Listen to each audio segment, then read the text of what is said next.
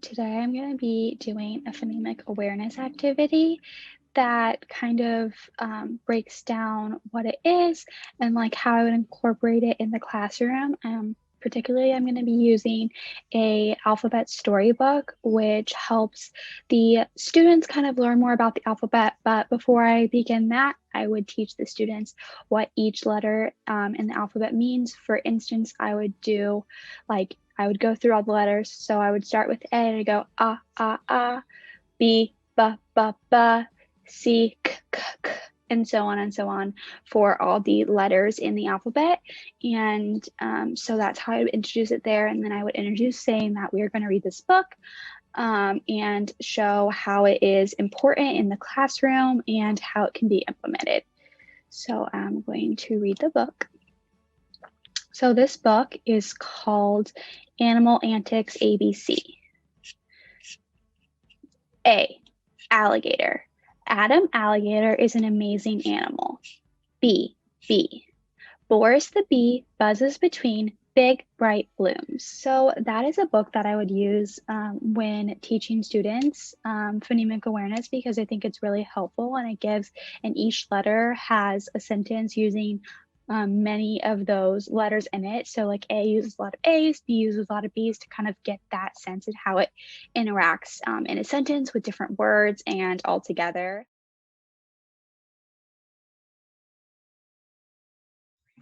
Today we're going to be doing an activity that is going to help you learn your beginning sounds.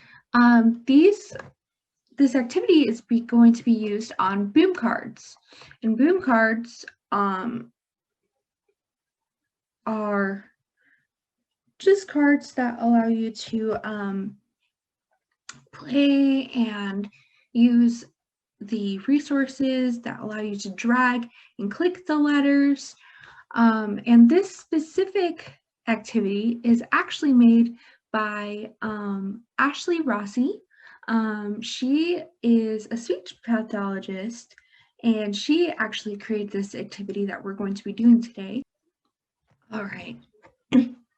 I hope y'all can see this. So as you can see, we're going to choose the correct beginning sound and then drag it to the box. So we see that the arrow is pointing to this right here, and we're going to think, what is that underneath there? That seems like mud. So let's see. Mud. So the beginning sound would be m, d.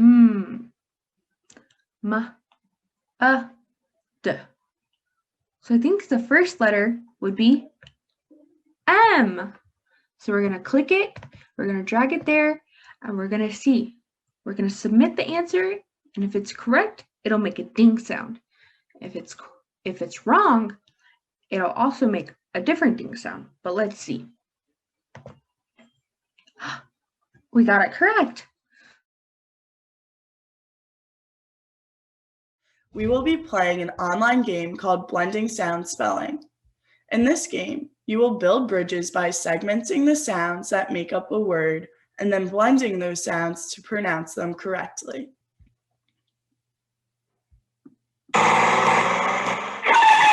The bridges are out, and everyone needs to get to school. Fix the bridge by creating words. First, click on a letter, then move it to the box where it belongs. Make the word log. Log. So log. The word is log. G.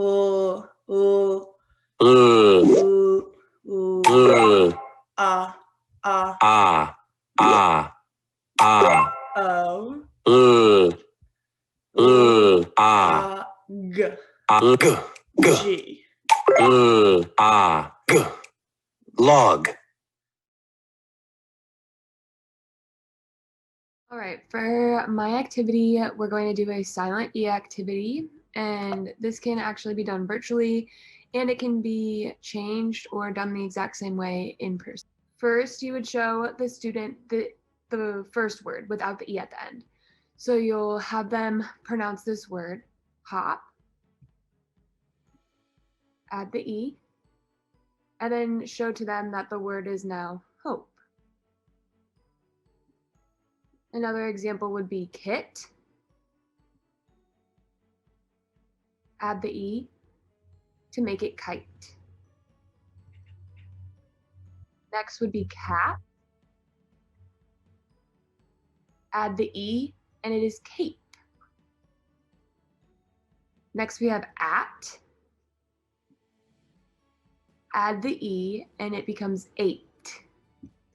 So that was a really quick example of how this activity can be used virtually, and you can also do it the exact same way in an in-person setting. For this week's assignment, my group and I decided that we wanted to do something that involved long and short vowels for our phonics activities. For this one, I decided that we would start with a video like this one right here, which gives you like just a short little rundown in the classroom, or you could do this online as well. Or long sounds. I won't play it all. I'll Let's just do a review little short introduction. vowels first.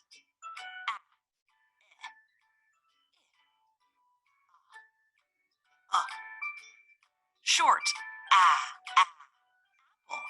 Short elephant. Short So as you can see, that's kind of, I guess, a general idea and understanding for the students. We're going to assume that they already have some experience with this. We're not going to do this, you wouldn't do this at the very beginning of teaching them this concept, right? And the purpose of that is just to give them some more practice, especially when everything's kind of online nowadays. But the purpose of it, right, was to, teach them and introduce this this concept so they can start to master it and stuff. And as you can see, this video it has like a little sorting game. That's kind of like the best way to practice. I found a couple games online as well that we could do and assign to the children. side. We'll do a little Put practice all the here. pictures with a short vowel sound like hat on this side. Hit the done button when you're finished. So, we'll do a couple examples here, like we'll do gum, right? And then fox. This is kind of the same. Help the gang pack books for their trip. Since they're still Click on pretty each young, book the and put it in the purpose of this backpack would where just it be to belongs. give them Ready? some more practice so they're Put the familiar long vowel words here. Put the short with vowel how these words here. vowels work, right? So, it's the same as the last one essentially, but it's just a little different. For example, we'll do that. And then if you try to get something wrong, or if you do something wrong like this. Oops, that's not right.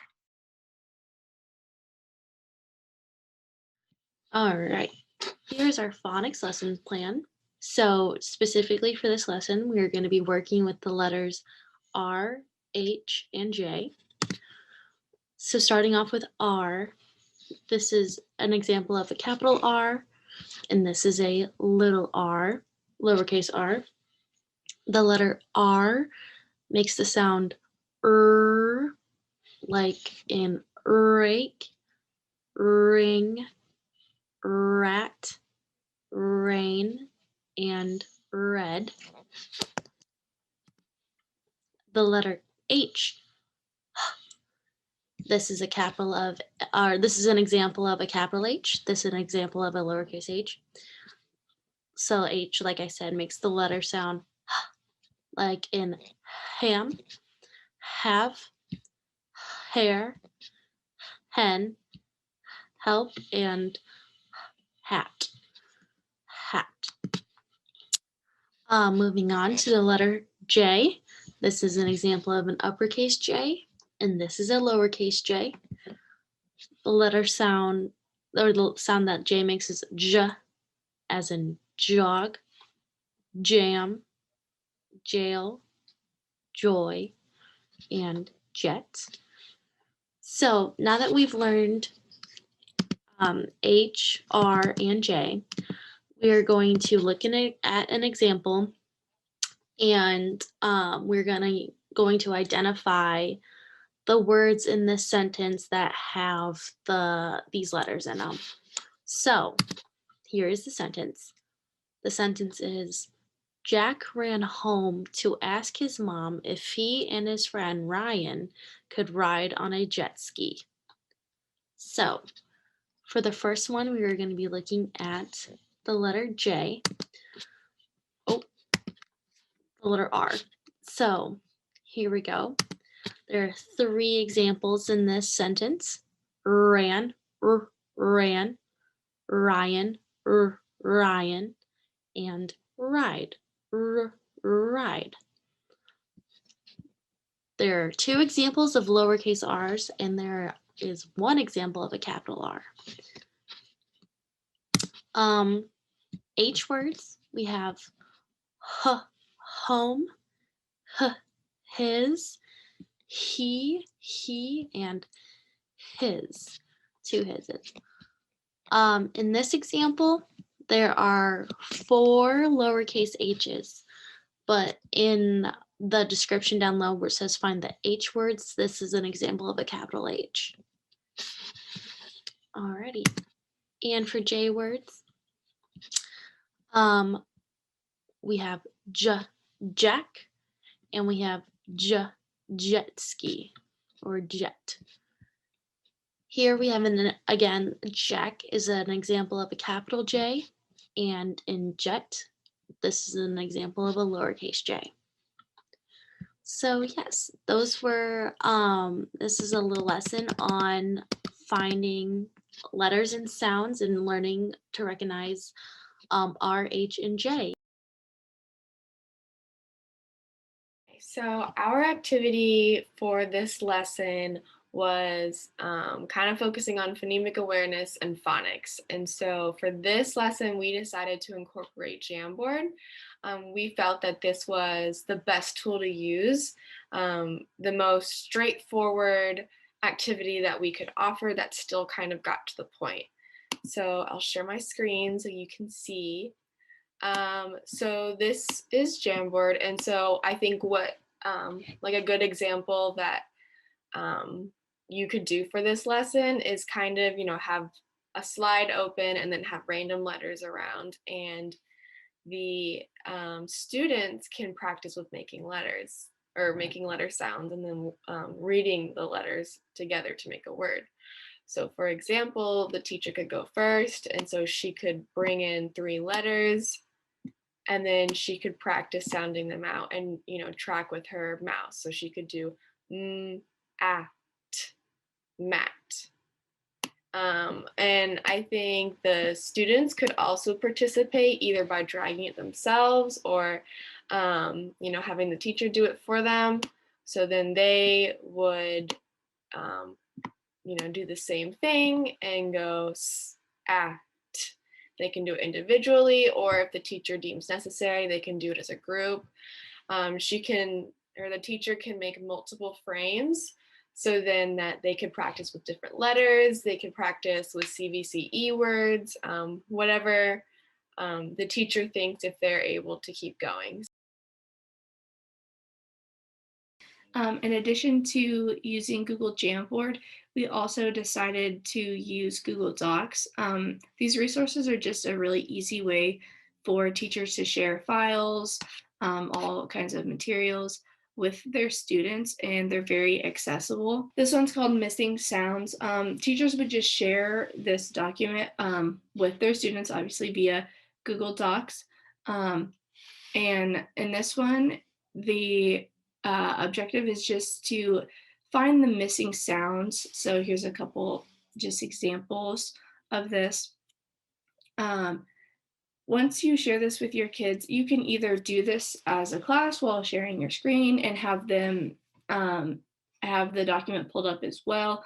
You can model a couple and then have them go through the rest of the worksheet and fill it out independently. And then you can use this as like an informal assessment as well. Or you could split the kiddos up into some breakout rooms and have them work with a partner or partners and go through the worksheet and fill it out. So for this activity, it's called Mystery Words. And just a little short introduction to it. It can be adapted in many different ways, but basically you're going to have some mystery words, and you're going to have a certain amount of clues to give to your students to try and help them guess what word it is using their background in phonics.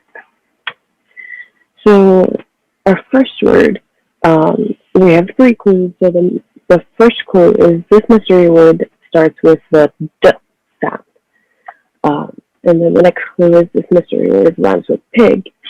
And then our third clue is this mystery word has 1 syllable. I just listed a few of them here, but obviously you could add more or take some away if you need to, just however quickly your students can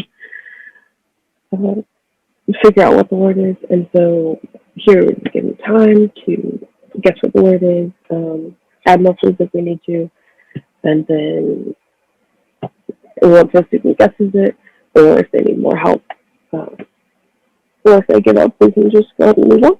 So yeah, the word was dig. So for our next word, this mystery word has 1 syllable. This mystery word rhymes with cat, and this mystery word starts with a letter, or with a h sound. So then right, this word is hat. Hello everybody. So today I'm sharing with you an activity that you can use in your virtual classroom to help students better understand how to categorize words based on prefixes, suffixes, or different similarities within words that they're working with. So today I have compiled a Jamboard based off of spelling words that I believe would be useful within a 2nd grade classroom. So I would ask them to sort these words into 2 categories based on their suffixes, and they would be able to move these digital sticky notes into 2 different groups based on their endings. Before I started this activity, if I were to make a full lesson of it, I would likely review the meaning of suffix, how it is used in the type of word to determine its meaning, and then I would review the specific meaning of full and less. That way